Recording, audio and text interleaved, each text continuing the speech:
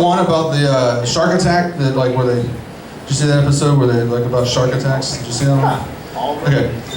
Yeah. There was one where they said the woman survived, and they said the shark mistook her for prey. And I don't know much about the ocean, but I do know sharks live there, and they eat things. And so if you're, say, delicious and swimming around in the ocean, you're prey. That's just how that works. He's got big teeth, you don't. He bites you, and instead of biting back, you go, ow, you're prey. Unless you're Aquaman or Wolverine, you're prey. But I got all excited for Shark Week one time, and I didn't know what day it started and ended on. And I woke up one morning, I was all excited, and I ran downstairs, and it was like Christmas morning, and I had my PJs on with little feet, and my mom said, "Don't run on the stairs!" And so I tiptoed really fast, and I got down and I sat in front of the TV and I turned it on, and fucking Elephants was on. I was like, "Where are the sharks? Maybe they moved it to Animal Planet." No. So I just turned it back and I watched Elephants. 3.5 hours. It was a 3.5 hour documentary on elephants. And I don't know shit about elephants. So I learned shit about elephants. Did you know that elephants have a brain roughly the size of an orange? No, you didn't know that. I knew that. Did you also know that in China, elephants symbolize intelligence? I don't even know what that means. I guess you go to China, you draw an elephant, a Chinese person looks at it and goes, "Oh, intelligence, I know what you mean." Could have just wrote intelligence, but you drew a very nice elephant. Also, elephants are so tight with one another, they're so together, they're so close as a herd that when one dies, they all stand around him for hours, paying tribute, memorializing their fallen member for hours. And they're building elephants throughout the course of this 3.5 hour long documentary about how just epic and philosophical and deep these creatures are. I'm going, wow, that's really amazing. Except at the beginning of the documentary, you said their brains were the size of an orange. So probably they're all just really standing there going, "Hey, Steve, wake up! Steve! No, we're rolling, man. We're not sleeping. Steve. Steve! Hey, everybody's got their trunks packed and they're..." Sorry about the trunks thing, Steve. Hey, look, we're gonna go ahead and get moving. We've been standing here for hours. That's probably what's going on. So I was born and raised here in Tallahassee, Florida. All right, that's about what that deserves. I didn't come here for football like a lot of people did. A lot of people came here for FSU and for football, and people assume that you do. You know, when football season starts, they want to talk to me about football. And like I said, I have a Teenage Mutant Ninja Turtles tattoo, so I'm not really a football guy. On this hand, I have the Green Lantern. I'm sorry about the movie. I really didn't have any control over that. I know, it was terrible. I'm hoping like a sequel will come out and I'll just put a little 2 next to it or something. Anyway, when people come up to me and they want to like, "Hey, did you see that game last night? How about that score from yesterday?" And I'm like, I don't watch football. And they take that as their opportunity to explain football to me now. Like I just hadn't heard of it up until this point. "Oh, you would have loved it. Johnny end zone threw a quarter down and oh." I'm like, no, I don't follow sports, man. I'm sorry. So I'm so sick of it. I'm just gonna, the next time anyone asks me if I saw the game last night, I'm just gonna tell them a Seminole Indian killed my father. Watch them try and follow that up with a sports statistic. "Oh, well, you don't like how they got killed last night in that fourth quarter." Yeah, good luck. Yeah. Hey, speaking of dicks, any of you guys have Groupon? You know, you get like these offers for things on Groupon. There's a new fad, apparently, that you can get a Groupon certificate for, called vajazzling. You guys heard of this new? Oh, okay. So a very familiar crowd. Okay, well, if you don't know, vajazzling is a lot like bedazzling for this area. Women are shaving and applying rhinestones in decorative patterns, because why not? It's 2014, we're bored. So, I was trying to figure this out. I'm like, okay, other than the fact that I have always wanted to have sex with a 1980s denim jacket, I don't know how to reciprocate. You know, if I'm going out with a girl that's bejazzled, what do I do? I wear a rat tail somehow, or acid wash my balls for that worn-in look? I don't really know. It does give the term hood ornaments a whole new meaning. No? All right. It does. It does, though. So my wife was gonna try it. She's gonna check out vajazzling, but she does. She's thrifty. She doesn't like to spend money. So she got out her little arts and crafts box and her hot glue gun. And I guess she used a hot glue gun. I wasn't there. It's hot. I mean, it's like a hot wax, I assume. Anyway, but apparently all she had in her raggedy box was I don't like the way I worded that. All she had in her raggedy arts and crafts box was like some gray yarn, some popsicle sticks, and like those googly eyes, you know? So, if I could paint a picture for you, it was a lot like having sex with sort of a cracked out walrus sock puppet, if you can imagine, which was actually pretty fun. I highly recommend it. Although I would recommend also that you limit yourself to like 2 popsicle sticks, but go crazy with the googly eyes. Just go nuts. The googly eyes make that. So, do that. Go do that. You're welcome. Thanks. Hey, real quick, anybody like celebrity impressions? Yeah. That's good. I mean, it's irrelevant because I'm going to do them, but I have a 3-pack of celebrity impressions I want to do for you.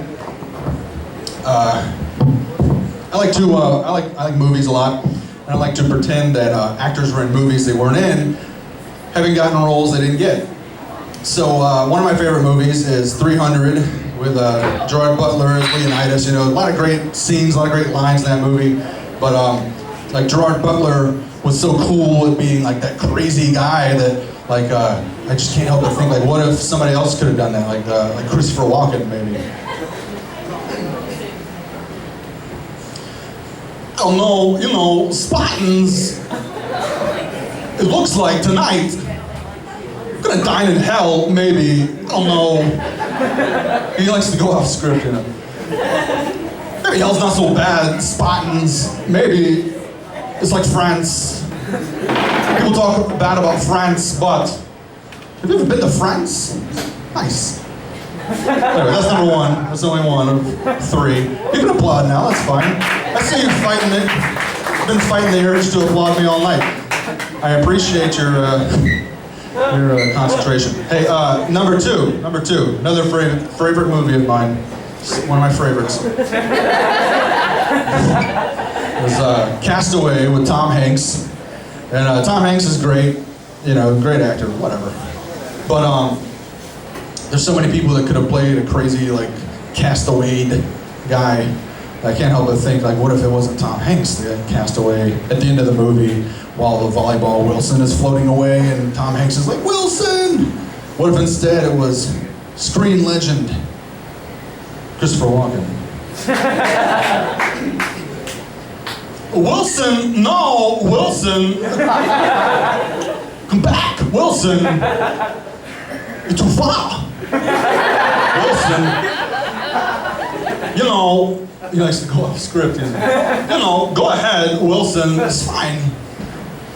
I carried our entire relationship myself. You're a terrible conversationalist. And I've been cheating on you with a coconut. That's number 2. That's 2 of 3. Yeah, one more. The Dark Knight.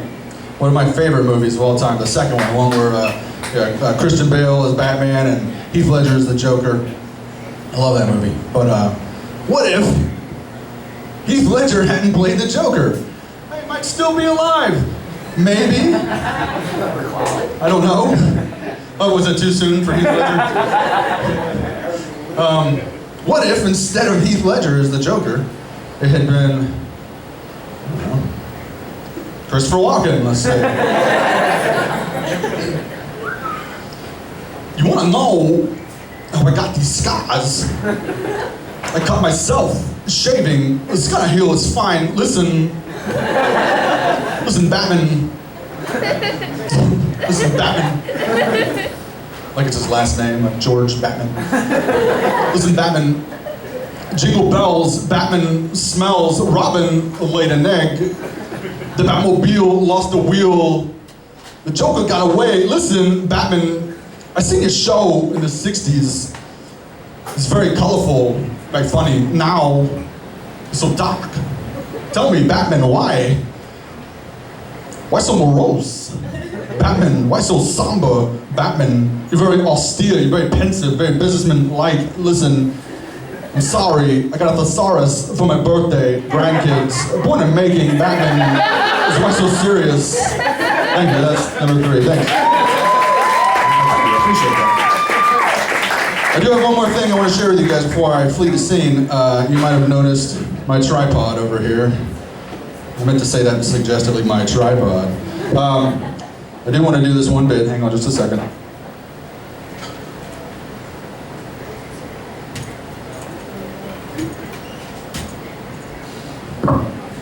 Try and get that where everybody can kind of see it. This is based on a true story. This is something you guys can Google. This really happened. Several years ago, a woman in southern Louisiana was called into her daughter's school to explain how her daughter's name was to be pronounced. Oh, there's a lot of pages here, by the way. This should actually be page 1.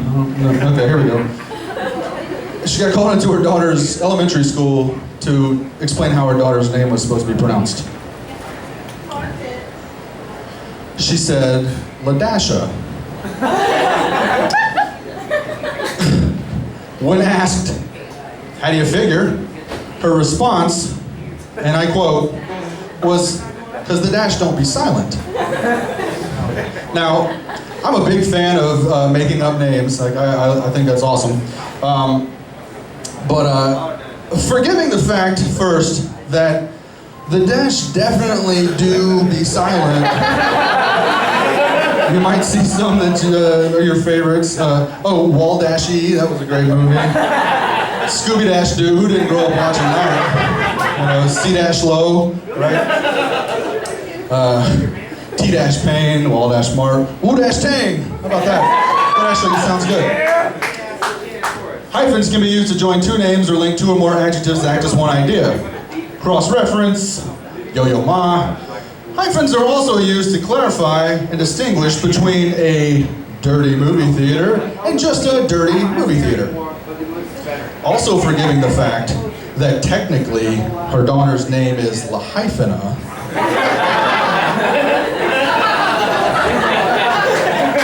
I've come up with a list of names that she may very well have considered looking at the characters on her keyboard before landing on LaDasha.